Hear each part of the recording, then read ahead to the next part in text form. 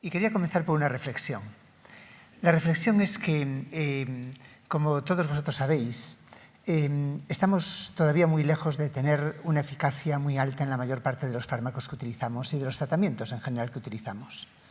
Las cifras varían mucho según los distintos estudios, pero podemos asegurar que la eficacia de un fármaco de primera línea terapéutica apenas pasa el 50% en un paciente al azar. Esto significa que queda un margen de mejora muy importante en lo que es la eficacia. Lógicamente, esto depende del grupo terapéutico. Y así como en cáncer en general somos relativamente poco eficaces, en otros tratamientos que, por ejemplo, antipsicóticos, somos más eficaces de lo que la gente normalmente cree. Pero no solo es un problema de eficacia. Las reacciones adversas a fármacos son un problema muy grande de mortalidad y morbilidad en los países avanzados. También varían mucho las cifras. Es considerada la cuarta causa de muerte en Estados Unidos, la sexta en Europa. Pero independientemente de las cifras, es evidente que supone un costo en vida y sobre todo un costo sanitario en todos los aspectos de una enorme importancia.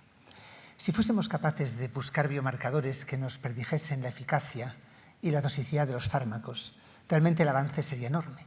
Y esto es el objetivo final de la farmacogenética. Y la segunda reflexión es ¿por qué esto es así? Y siempre me gusta hablar de la paradoja que supone el desarrollo de los fármacos en la industria farmacéutica, porque normalmente esto está basado en ensayos clínicos que trabajan en poblaciones. Pero después los que sois médicos no trabajáis poblaciones, trabajáis individuos, curáis personas. Y las personas varían individualmente, porque la variabilidad, como decía William Osler, es realmente una ley de la vida. Igual que dos caras no son iguales, decía él, que dos individuos no son iguales, tampoco dos individuos reaccionan igual a los tratamientos, ni reaccionan igual en las condiciones que llamamos salud y mucho menos en la enfermedad.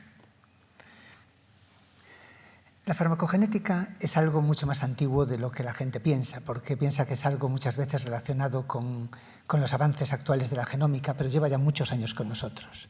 Realmente fue un descubrimiento principalmente de la década de los 50, cuando se vio que tenemos determinados polimorfismos en enzimas metabolizadoras de fármacos que nos permitían explicar muchos efectos secundarios que veíamos en la práctica clínica diaria. Y así, el término farmacogenética fue introducido por un alemán, un genetista alemán, Friedrich Vogel, y las bases teóricas por un americano que se llama Motulsky, y todo fue a finales de la década de los 50 y principios de la década de los 60. Y la farmacogenética permaneció casi en stand-by para aplicaciones muy raras durante todo este tiempo, hasta que hubo en los últimos años el gran desarrollo de la genómica. La genómica invadió nuestras vidas, modificó, sin que apenas nos demos cuenta, la práctica de la medicina. Y con la introducción de la genómica y los avances en genómica, se introdujo un nuevo término del que nadie hablaba, que era farmacogenómica. Esto sembró mucha confusión en el campo. La gente hablaba de farmacogenética, de farmacogenómica, con definiciones muy diferentes, a veces utilizándola de forma sinónima. Y como nos tenemos que poner de acuerdo en el lenguaje, porque es lo primero que nos pongamos de acuerdo en los estándares, las agencias reguladoras, de las que voy a hablar bastante durante esta charla, definieron por su cuenta farmacogenética y farmacogenómica de forma muy similar, pero finalmente, y yo creo que es la definición que debemos seguir, nos guste o no nos guste, el Comité Internacional de Armonización de Nomenclatura definió la farmacogenética como la farmacogenómica como cualquier estudio a nivel del ADN y el ARN que nos puedan explicar la respuesta a un fármaco, tanto su eficacia como su toxicidad. Incluye esto, por lo tanto, todo lo que son variaciones a nivel de ADN, como todo lo que son expresión del ARN. La farmacogenética es un subset de la farmacogenómica que hace referencia solamente a variaciones a nivel de la secuencia de ADN que nos explican la respuesta a fármacos.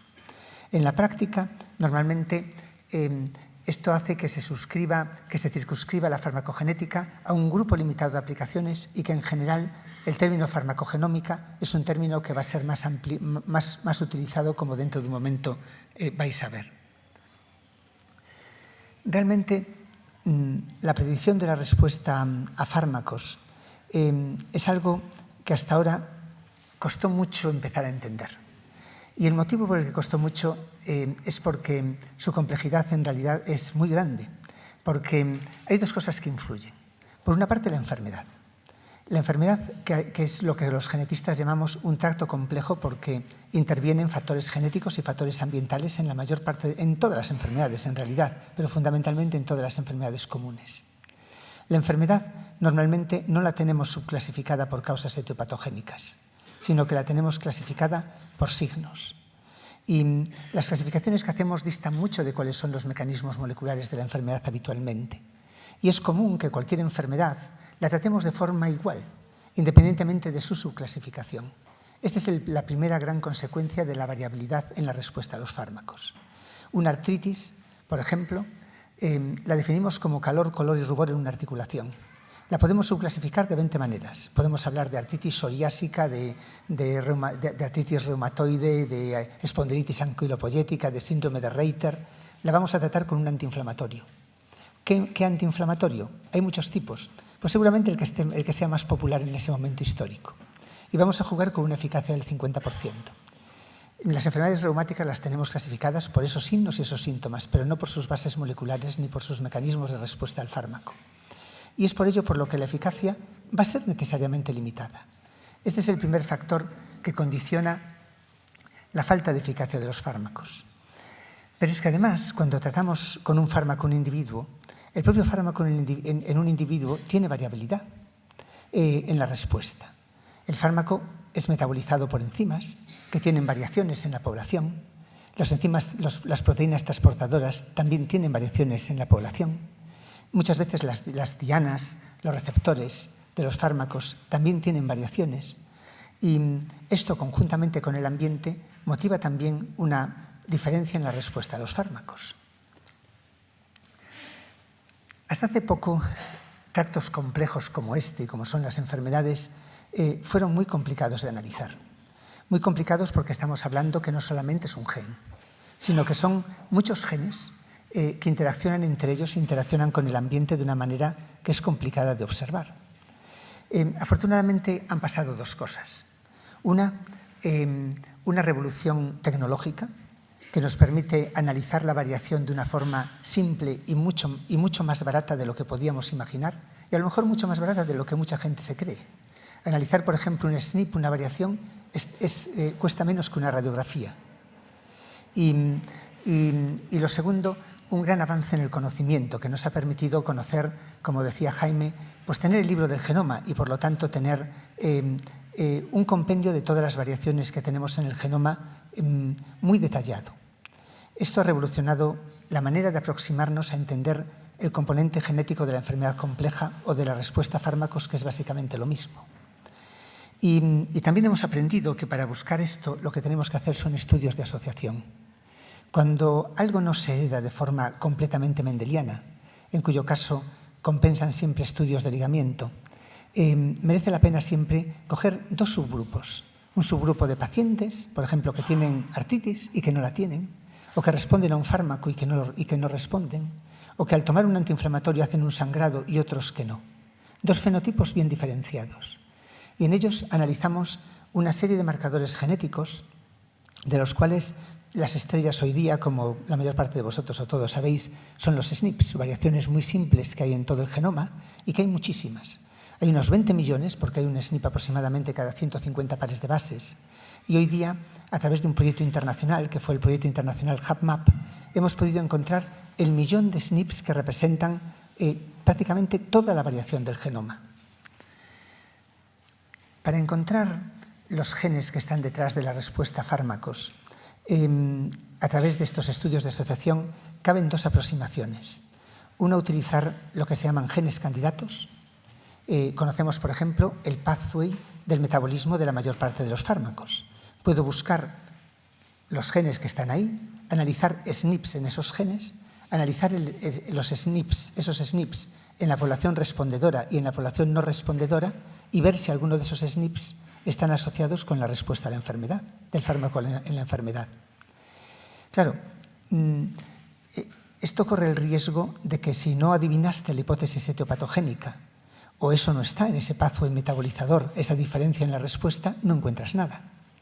Tiene la ventaja de que si encuentras algo, estás disparando exactamente ya algo muy preciso.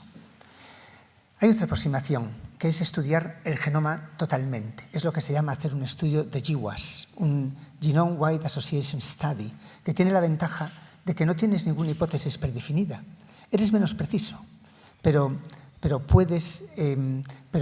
precisamente como muchas veces no sabemos lo que pasa, el no tener ningún sesgo hacia ninguna hipótesis predefinida es una ventaja muy grande. En general, en la búsqueda de genes que tienen que ver con enfermedades complejas, o sea, con todas las que tenemos, diabetes, asma, hipertensión, esquizofrenia, los estudios de GWAS han demostrado ser mucho más eficaces que los estudios de genes candidatos. Sin embargo, en farmacogenética, curiosamente, los estudios de genes candidatos están siendo prácticamente tan eficaces como los estudios de GWAS. El motivo, y han permitido la identificación de muchos polimorfismos, muchas variaciones, tanto a nivel de enzimas metabolizadoras de fase 1 y fase 2, de transportadores, de dianas que explican la respuesta a fármacos y que afectan y que tienen efectos farmacocinéticos y farmacodinámicos. Y también han permitido explicar muchos efectos adversos. Yo recomiendo mucho este review de Ann Daly, que es una de las farmacogenetistas más importantes de Europa en este momento, que describe todos los polimorfismos que se han encontrado probados, que tienen que ver con la respuesta a fármacos o con la toxicidad, analizados por estudios de asociación con genes candidatos. La razón por la que esto está siendo bastante eficaz, a diferencia de lo que ocurre con enfermedades complejas, es que precisamente el pathway de los medicamentos lo conocemos mejor. No conocemos qué pasa detrás de la esquizofrenia. Sin embargo, sí sabemos un poquito más qué pasa con el pathway o la vía del metabolismo de muchos de los antipsicóticos, y nos permite entonces analizarlos de forma más detallada. Sin embargo, los estudios de GWAS están también teniendo un éxito muy grande, ya no solo en enfermedad compleja, que ya lo dije, sino también en farmacogenética. Estos estudios consisten en coger dos grupos, un grupo de respondedores y un grupo de no respondedores, en ellos o de personas que tienen un efecto adverso y que no lo tienen, y en ellos analizamos un montón de marcadores. Hay muchos chips, cada vez son más baratos, aunque todavía son caros, y normalmente los que utilizamos tienen 1 millón de SNPs, aunque hoy día los podemos elegir apropiados para cada población específica y cada vez esto está mejorando. También disponemos de centros de genotipado donde podemos hacer estos análisis de una forma rápida y accesible, porque normalmente son grandes plataformas las que nos van a permitir abaratar los costes y tener más eficacia y tener más seguridad en el análisis. Los estudios de GWAS normalmente se hacen en etapas. Como son caros, normalmente lo que se hace es una primera etapa donde se analizan en un grupo determinado de individuos, por ejemplo, 200 y 200 o 300 y 300, el millón de SNPs. De ahí se cogen, por ejemplo, los 1000 SNPs que dan más señales de asociación. Y eso se replica en un número mayor de individuos, de población control y de población con el otro fenotipo, con el fenotipo afecto. Eso escogemos después los 50 mejores y lo volvemos a replicar en un número mayor. Cogemos los mejores y lo volvemos a replicar en otro número mayor. El objetivo es llegar a una asociación que no ofrezca absolutamente ninguna duda que eso es verdad y que es un biomarcador ya prácticamente seguro. En la práctica, en las principales revistas, Nature, Science, nos van a exigir siempre, después de corregir para comparaciones múltiples, lo que disminuye mucho nuestro poder de asociación, que el valor de P de un SNP asociado con un tracto de respuesta o con una enfermedad tenga que ser inferior a 10 a la menos 8. Normalmente no sabemos para qué sirve ese SNP, pero sí sabemos que es seguro que está, o muy, muy seguro que está asociado con ese tracto. Como sabéis, el estudio de los GWAS están revolucionando por completo el conocimiento de los genes y, por lo tanto, de la etopatogenia de muchas enfermedades complejas. En este momento se han descrito por lo menos unos 400 o 500, lo que llamamos hits, que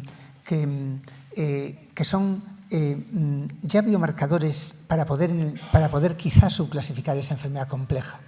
De momento nos explican en general poco de la varianza genética y normalmente, salvo algún caso, como es el caso del cáncer colorectal, no nos valen para predecir todavía con seguridad el riesgo de la enfermedad, pero están revolucionando por completo el entendimiento y abriendo nuevas vías para poder entenderla mejor. Normalmente, para encontrar los genes que están detrás de enfermedades complejas, hacen falta muchos individuos. Celso Arango de este hospital se ha tenido que ir, pero en un estudio que hicimos con él y con otros grupos buscando los genes que estaban detrás de esquizofrenia y que publicamos hace 2 años en Nature, para encontrar los genes que estaban detrás de esquizofrenia necesitamos 15.000 casos y 35.000 controles. Esto explica todavía muy poquito de la esquizofrenia, porque la esquizofrenia tiene un componente genético muy importante, el 80% de la varianza en esquizofrenia es genética. Y con estos estudios de GWAS apenas entendemos el 5%.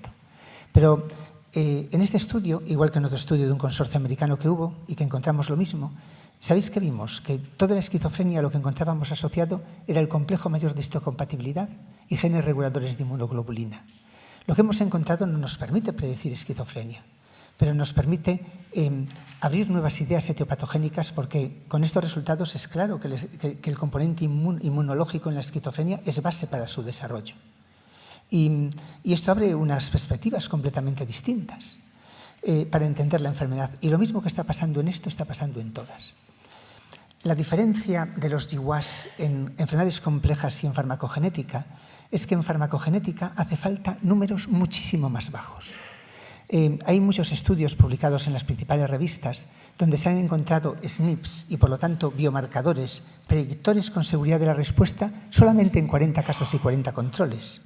Este estudio que os pongo aquí, que es otro estudio de Ann Daly para predecir la toxicidad con simvastatina, la hepatotoxicidad, fue realizado con 80 casos y 80 controles, me parece una cosa así. Necesitamos muy poquitos, sobre todo para efectos adversos. El motivo por el que necesitamos muchos menos casos es también muy claro, sobre todo para efectos adversos, ya os digo. Y la razón es que es la definición del fenotipo. ¿Qué es esquizofrenia? No lo sabe nadie. Es lo que un libro que se llama el DMS-4 dice, pero no es lo mismo que lo que va a decir el DMS-5 el año que viene. ¿Qué es artritis? ¿Qué es hipertensión? ¿Qué es asma? ¿Qué es diabetes? Es complejísimo. Definir el fenotipo es complejo. En cambio, si una persona toma un fármaco y le sale un sarpullido, se le funde el hígado, el fenotipo está claro y el ambiente es el fármaco. Por lo tanto, la definición del fenotipo eso es muchísimo mejor. Y entonces, eso es clave para que el número de individuos que necesitemos sea mucho más reducido. Ojo, el número de individuos, no los esfuerzos, porque para enfermedades complejas necesitamos grandes networks para poder tener tantos enfermos, pero recoger 50 efectos adversos a un fármaco también es un trabajo que te implica un enorme esfuerzo colaborativo, porque son infrecuentes.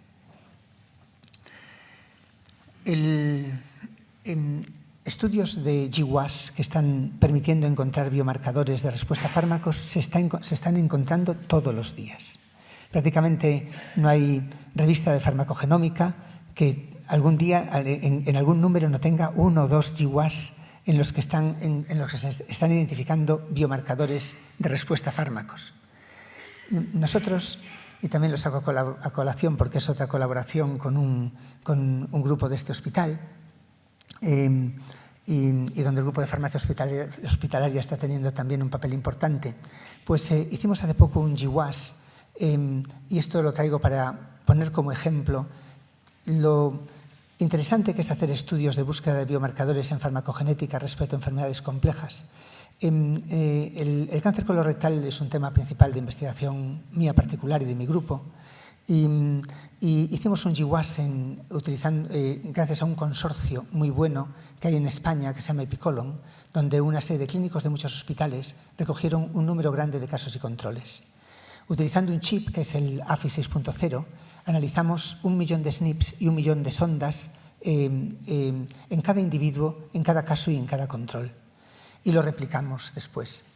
Ya habíamos intervenido en otros estudios europeos donde se habían encontrado una quincena de SNPs que nos han permitido identificar genes y pathways relacionados con el cáncer colorectal y que además en este caso nos explican mucho porque explican la mitad del riesgo genético asociado a cáncer colorectal, que es aproximadamente el 35% de la varianza genética.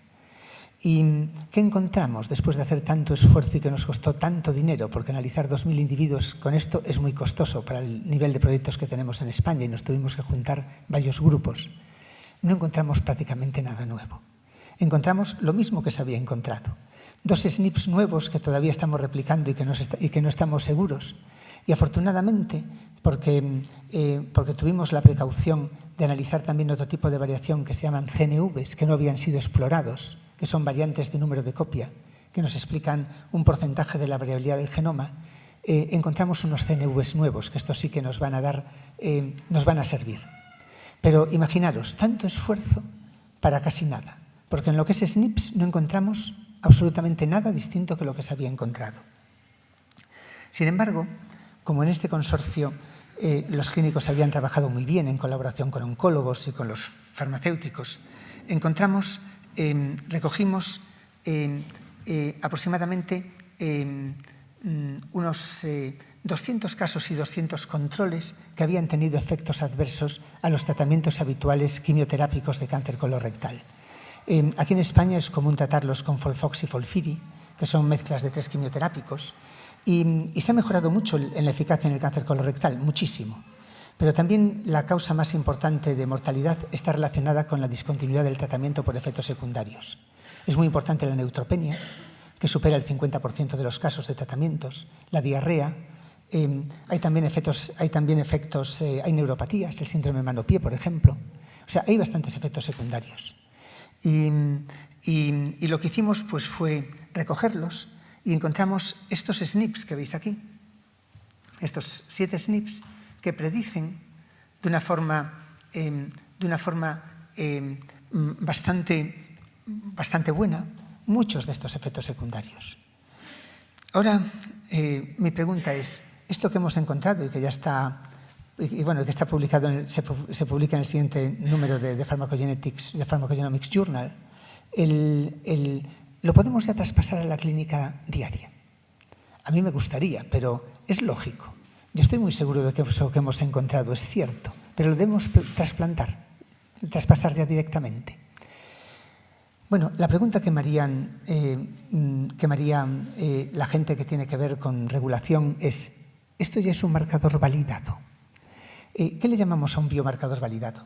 Un biomarcador decimos que es válido cuando no solamente existe ya cuando hay un marco científico que totalmente hace seguro que ese biomarcador es predictor, en este caso, de la respuesta.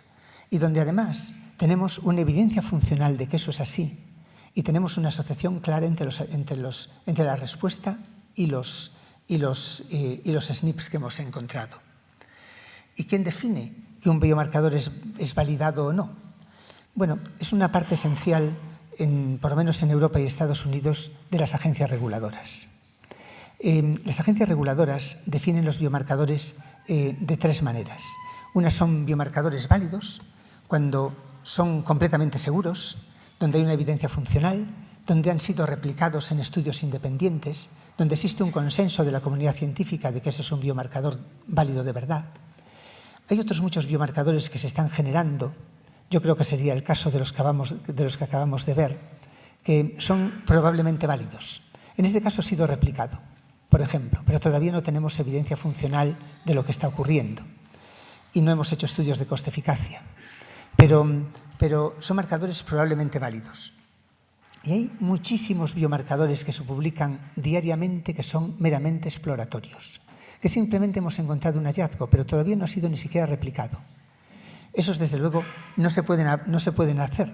Y si alguien no se pueden utilizar en la práctica clínica. Y si alguien los utiliza, es hacia su propia decisión o la decisión de su centro. Pero no son considerados para regulación por los organismos reguladores. En general, por cada 100 biomarcadores que son exploratorios, 10 marcadores acaban siendo probablemente válidos y solamente un biomarcador es considerado válido. Cuando una agencia reguladora considera un marcador válido, inmediatamente se especifica en la ficha técnica del medicamento y se cambia en la ficha técnica del medicamento. Desde hace años, y esto ha sido un trabajo que me ha gastado muchas energías dentro de la Agencia Europea del Medicamento y dentro de la FDA también, hemos establecido en las agencias reguladoras un comité conjunto y diseñado un proceso de validación de estos biomarcadores. Lo tenemos muy bien establecido. El problema que tenemos es que vamos extraordinariamente lentos, particularmente lentísimos en Europa, un poquito más ágiles en Estados Unidos, en la FDA, pero no podemos, algo hay que hacer, porque no podemos ir a la velocidad que van los descubrimientos. En general, cómo un test genético o un biomarcador acaba siendo trasladado a la clínica, el proceso es como veis aquí. Se identifica una variante, hay que determinar la penetrancia de esa variante, o sea, cuánto está asociada a esa predicción de respuesta. Hay que determinar la asociación genotipo-fenotipo y ver cómo influye el ambiente y en qué condiciones. Normalmente hay que hacer estudios farmacocinéticos y farmacodinámicos. Hay que determinar cuál es la utilidad clínica. Normalmente, como vais a ver dentro de un momento, se exige también hacer estudios de coste-eficacia. Y una vez ocurre todo esto, ya se cambia en ficha técnica y ya se especifica en ficha técnica si lo hay que hacer. En Europa hemos cambiado aproximadamente en ficha técnica en una veintena de medicamentos. Está especificado en ficha técnica la necesidad o conveniencia de realizar test farmacogenéticos antes de dar un fármaco. En la FDA, muchos más. Aproximadamente unas 4 docenas está especificado en ficha técnica la necesidad o conveniencia o recomendación de realizar algún test farmacogenético antes de darlos. Yo no os voy a aburrir con todos los que hay porque sería interminable. Sí os recomiendo, porque esto está cambiando todo el tiempo, que en esta web, de la que voy a hablar al final, que es de la FARS-JKB, os metáis en cada área, porque os dicen el biomarcador y os dan un link con la aprobación de la FDA y el dato de ficha técnica acerca de la validez del test. Y son, como os digo, muchos. La mayor parte de ellos son contra el cáncer. Es lógico que sean contra el cáncer, ya lo decía también Jaime. Yo, en el tiempo que estuve en la Agencia Europea del Medicamento, hay un comité que es un comité de farmacogenómica. En este comité de farmacogenómica, yo creo que en los últimos 5 años estuvimos viendo por lo menos biomarcadores asociados a la respuesta a 40 nuevos quimioterápicos. Prácticamente no hay nuevo quimioterápico por una compañía farmacéutica que no tenga hoy día un test farmacogenómico asociado ya actualmente. Entonces tenían que pasar necesariamente por nuestro comité. Y esto es un mundo que nos podemos esperar en la producción de nuevos medicamentos. Esto también tiene varias consecuencias. Una es que esto no hace más barato el medicamento. Para empezar, lo hace más caro. Si tú reduces el número de medicamentos, el número de pacientes en el que puedes aplicar el fármaco es más costoso, pero también es más eficaz y da menos efectos secundarios. Es por eso por lo que los estudios de coste-eficacia son también enormemente importantes. Biomarcadores a nivel de cáncer vais a oír hablar muchísimos en las charlas siguientes y yo solamente voy a mencionarlo de forma un poquito general. Pueden ser biomarcadores que están en el tumor o biomarcadores que afecten a línea germinal. En el tumor, voy a poner una serie de ejemplos. En línea germinal hay también muchísimos más. Por ejemplo, biomarcadores que son obligatorios hoy día, pues hay muchos. A nadie se le ocurre hoy día, por ejemplo, dar trastuzumab, Herceptina, sin antes ver si el paciente sobreexpresa un gen que es el HER2/neu. Solamente el 20% de los pacientes lo sobreexpresan. En esos pacientes es en los que está indicado. Lo mismo ocurre con todas las terapias que se están haciendo de anticuerpos monoclonales contra el EGFR, que sabéis que están siendo cada vez más utilizados en muchos cánceres, por ejemplo, en cáncer colorectal metastásico son muy utilizados. Pero la vía del EGFR está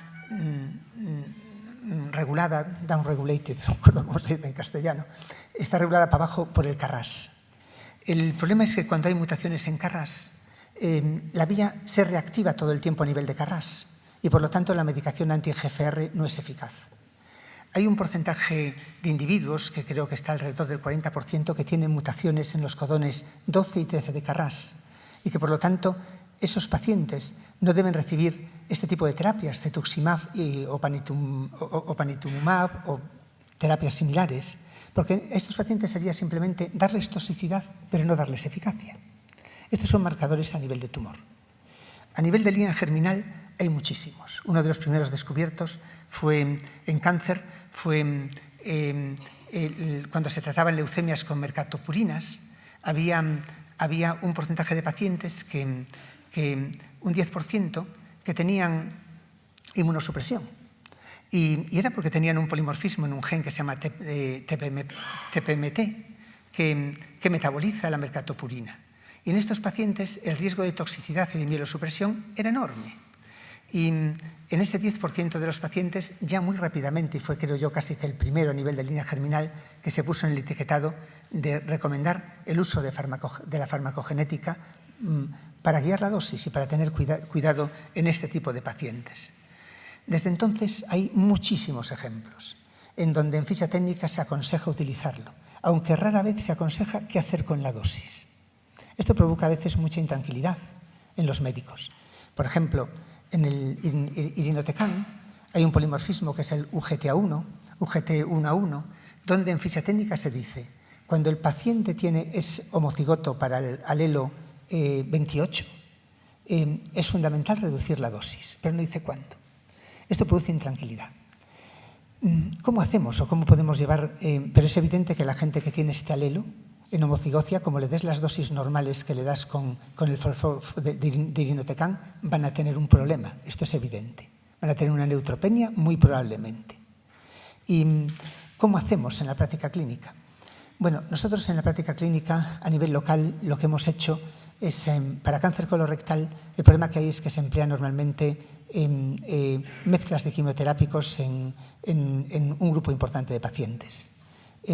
Normalmente en Folfosil, Folfiri y en Folfiri son irinotecan, 5-fluoracilo y oxaliplatino. Todos ellos tienen biomarcadores o validados o probablemente válidos. Y habéis visto que nosotros hemos encontrado nuevos más. ¿Qué es lo que estamos haciendo? Lo que estamos haciendo es meter todos esos biomarcadores en un panel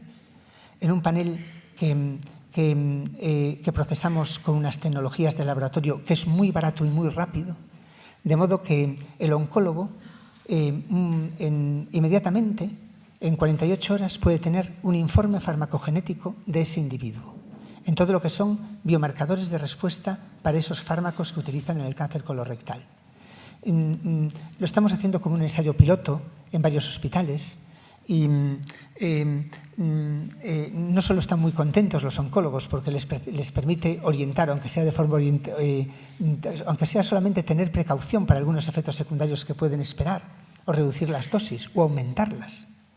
Y la verdad que estamos muy contentos y si veis los resultados son realmente espectaculares, porque en un trabajo que acabamos de publicar, pues la supervivencia global y el manejo de los pacientes mejora enormemente cuando se utiliza este tipo de paneles. Esto que digo que afecta a la oncología, afecta prácticamente a todas las áreas del conocimiento y a todas las aplicaciones biomédicas. Por ejemplo, en fármacos retrovirales es conocido que un HLA, el HLA B5701, es el responsable de la hipersensibilidad para abacavir. En la ficha técnica del abacavir viene que antes de darlo, sobre todo si el paciente es de algunas partes del mundo donde la frecuencia de este alelo es alta, se debe mirar esto. Porque puede tener reacciones de hipersensibilidad muy grave. Hace unos días en la FDA se aprobó y también se ha sometido a la Agencia Europea del Medicamento con otro medicamento que es la fluoxacilina. También el mismo HLA es responsable de la hepatitis inducida por este medicamento. Y también hay que tener entonces precaución y se ha introducido ya en ficha técnica. Bueno, hasta aquí lo que se está traspasando muy bien, pero trasladar de la clínica, de la investigación a la práctica es muy difícil. Hay muchos inconvenientes y el camino por recorrer es muy duro y laborioso. Un ejemplo muy claro es lo que está sucediendo con unos biomarcadores que están aprobados desde hace mucho tiempo en lo que es el tratamiento con varfarina. Sabéis que la varfarina es utilizada todavía ahora, a pesar de que ha aparecido un nuevo medicamento que he oído que va a sustituir al Sintrón y estas cosas, pero que no sé mucho de él. Pero que todavía la varfarina es uno de los medicamentos más utilizados en todo el mundo. Con estudios de genes candidatos y también de GWAS, se encontró muy pronto que hay dos polimorfismos, que son estos que veis aquí, el CYP2C9. Los CYPs están en todo, porque metabolizan prácticamente todos los fármacos. Y otro que es el WORC-C1, que son muy importantes, uno de ellos en la sensibilidad para la varfarina y otro que explica la resistencia a la varfarina. De hecho, explican el 40% de la respuesta total a la dosis. Esto lo conocemos ya desde hace tiempo. Y también se hicieron ensayos clínicos muy grandes, el más importante es de lo que se llama el International Warfarin Pharmacogenetic Consortium, donde más de 4.000 pacientes exploraron qué pasa si analizamos estos polimorfismos. Estos polimorfismos, analizarlo no cuesta casi nada. Es algo que puede costar 3 euros. ¿Qué pasa si los analizamos? Respecto a las técnicas normales como hacer INRs o estas cosas. Se vio que cuando lo hacemos en relación con el riesgo de hospitalización, tanto por sangrado como por cualquier causa, el grupo de intervención en el que se hacía el genotipado mejoraba muchísimo, porque particularmente en los individuos que necesitaban altas y bajas dosis de varfarina se controlaba muchísimo mejor. Sin embargo, también y esto es muy preciso, se sabe exactamente, de acuerdo con el genotipo, cuánto tenemos que cambiar la dosis para poder estabilizarlos. Sin embargo, esto nadie nos lo pide. ¿Por qué? Bueno, entre otras cosas porque no sabemos realmente si compensa hacerlo. Esto compensa en términos económicos. ¿Compensa que hagamos esto o compensa que sigamos con la práctica tradicional? Os aconsejo también este trabajo de esta revista que es Drug Discovery Today, donde habla de que realizar estudios de coste-eficacia es duro, pero es del todo necesario. Y que normalmente es uno de los principales problemas para la traslación cuando es ignorado el que haya que hacerlo por los investigadores que quieren trasladarlo o es considerado de forma exagerada también a veces por los que diseñan políticas sanitarias. Otro ejemplo muy claro de este mismo problema son los antipsicóticos y los antidepresivos. Es un problema muy importante en salud. Yo en general estoy muy sensibilizado con la psiquiatría porque realmente es un campo donde realmente no nos damos cuenta de la cantidad de la gente que padece enfermedades psiquiátricas y del gasto que supone, porque por su propia estigmatización miramos por otro lado. Pero esquizofrenia tiene el 1% de la población. Tomar antipsicóticos y antidepresivos lo tiene no sé qué porcentaje, pero debe ser enorme de la población. Prácticamente todos los antipsicóticos y antidepresivos están metabolizados por los CYPs. Desde hace muchísimo tiempo, de hecho es un invento de la década de los 70, se sabe, por ejemplo, que el CYP2D6 interviene en el metabolismo de la mayor parte de antipsicóticos y antidepresivos y hay gente que los metaboliza súper rápido, afortunadamente son los menos, y hay metabolizadores lentos o muy lentos, que estos sí que son muchos, estos son el 15% de las personas. Se toman muchos antipsicóticos y, como os decía, son bastante eficaces, pero producen muchísimos efectos secundarios. A largo plazo, por ejemplo,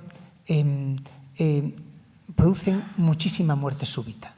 La vida media de un esquizofrénico es casi 10 años menos que la población general y no es por la esquizofrenia. Un porcentaje enorme tiene Parkinson, después de ser tratado durante mucho tiempo con antipsicóticos. Los efectos a largo plazo no sabemos las causas, no tenemos biomarcadores, pero sería muy bonito encontrarlos. Pero es que a corto plazo, y este es otro problema también, la gente que toma antipsicóticos tiene un porcentaje importante de los casos, se ponen a hablar lento, tienen hipotensión, tienen discinesias, y normalmente son personas que han tenido un episodio alucinatorio, les empiezan a dar eso, y uno de los grandes fracasos, porque yo os digo que son muy eficaces, de la terapia antipsicótica es la discontinuidad la falta de fidelidad al tratamiento. Pero claro, si tú te tomas algo que te sienta fatal y te dicen que vengas dentro de 2 meses a ver cómo estás y tú llevas 1 mes encontrándote que te mueres, no tomas ese medicamento más ni vas a ese médico. Este es un problema. Hace ya tiempo diseñamos un chip fundamentalmente con CIPs y con polimorfismos en receptores que eran biomarcadores probablemente válidos o validados de respuesta a antipsicóticos. Hicimos un ensayo en 220 pacientes de primer tratamiento donde mirábamos cuando hacían efectos secundarios si hubiésemos sido capaces de predecirlo. De los 224 hicieron efectos secundarios a corto plazo y en 20 de los 24 lo podíamos haber predicho. Pero la respuesta, bueno, en este caso, aunque hay tablas, no está aconsejado no está claro que se pueda saber exactamente cómo modificar la dosis a pesar de que tienen los tips, porque influyen también muchas cosas ambientales y muchas interacciones. Raramente se da una terapia en monoterapia en psiquiatría y es muy complejo determinar ajustes de dosis. Pero sí que existe una recomendación general por las agencias reguladoras de que cuando se emplean, por ejemplo, antidepresivos tricíclicos, debe ser considerado en aquellos que son pobres metabolizadores reducir la dosis en el 50%. Pero la pregunta es otra vez la misma. ¿Esto es coste eficaz? Y voy a ir acabando diciendo que no solo todo es genética, lógicamente, ni genómica. Yo os he contado que normalmente podemos ver biomarcadores a nivel de genómica, tanto en los tejidos como en línea germinal. Esos biomarcadores, como habéis visto, algunas veces son de expresión, por ejemplo, en el ER2, otras veces son polimorfismos o variaciones que son en la secuencia del ADN. Pero no solo es esto. Para empezar, hay otros muchos factores que son cada vez más importantes. Por ejemplo, los microRNAs, de los cuales no voy a hablar, pero que se sabe que también influyen muchísimo en la respuesta a fármacos. Y lo mismo en todo lo que es epigenética, lo que es metilación. Cada vez hay más biomarcadores que a nivel de metilación que pueden explicar la respuesta a fármacos. Y todo en conjunto, además, exige una aproximación integrada. Lo que los patólogos llaman patología de sistemas, los que los genómicos llamamos biología de sistemas. Pero es evidente que la vida nos va a llevar a integrar todo este conjunto de cosas en el mismo framework. Y aquí yo creo que en este mundo tan complejo de tantos biomarcadores que hay que estudiar de forma asociada, creo que tiene un papel muy importante en la emisión de recomendaciones las sociedades científicas. En Europa la hay en todos los países, sociedades científicas hoy día de farmacogenética. Existe una network europea. Yo la verdad que a los que os interesen este campo os recomiendo encarecidamente que visitéis por lo menos la web de la Sociedad Española de Farmacogenética y Farmacogenómica, que es un foro donde trabaja gente de muy distintos ámbitos y que juntos tratan de progresar en los estándares y en la investigación científica en este campo, que implica una aproximación muy multidisciplinaria. En Europa estamos muy lejos todavía de Estados Unidos. La network americana de farmacogenómica es muy fuerte. La herramienta que tiene en informática, que se llama la FastJKB, es modélica. En ella podéis por ejemplo, ver pathways si queréis, podéis buscar por fármacos, podéis buscar por biomarcadores, podéis buscar todo o meteros sobre todo en lo que se llama Clinical Interpretation, donde tenéis todos los cambios en el etiquetado de fármacos sugeridos por la FDA y dónde se hacen test genéticos, cuál es su validez. Os aconsejo mucho que la miréis. Y deciros que si esto es así actualmente, que la farmacogenética, la farmacogenómica, es una realidad para unas poquitas cosas, pero una realidad ya necesaria que se utiliza en la vida clínica diaria. En el futuro va a ser una realidad para muchas más. Va a exigir, para empezar, esto va a aumentar muchísimo la identificación de biomarcadores con las nuevas técnicas de secuenciación, esto por descontado. Decía Jaime, hablaba del proyecto Genoma Humano, de 12 años para secuenciar un genoma humano. Hoy día, solo en un grupo en el Finisterre Atlántico como el nuestro, de aquí a fin de años vamos a secuenciar 50 genomas humanos. Y ya no digamos en los grandes centros de ultrasecuenciación, porque las técnicas de ultrasecuenciación se han abaratado enormemente. Esto va a modificar, va a acelerar muchísimo el descubrimiento de nuevos biomarcadores, pero nos va a traer un problema y un reto. Primero, ¿cómo organizar esto? Primero, ¿cómo validarlo? Va a hacer falta ya no tanto generar datos, sino más estudios de validación. Estudios de evidencia funcional, estudios de correlación con datos farmacocinéticos y farmacodinámicos, estudios económicos de coste-eficacia. También el que cuando tenemos evidencia, que los clínicos sepan que hemos llegado a ese grado de evidencia y, por lo tanto, la existencia de recomendaciones y protocolos que tienen que estar muy bien organizados. La educación pasa a ser absolutamente fundamental. En este sentido, pues la Fundación Roche está haciendo un esfuerzo que yo de verdad que agradezco. Y por último, otra cosa muy importante, ¿cómo organizamos esto a nivel de cada realidad asistencial? ¿Cómo lo organizamos en cada hospital? ¿Cómo lo organizamos en cada comunidad? Esto es también algo en lo que debemos trabajar intensamente. Y yo nada más, simplemente presento a todo mi grupo de investigación, que es muy numeroso, y de trabajo, que es todo donde todos vosotros sois muy bienvenidos para cualquier idea que tengáis. Y porque realmente estoy muy orgulloso de todos ellos. Y este soy yo, ese que desaparecí, que ya me tengo que ir callando. Muchas gracias.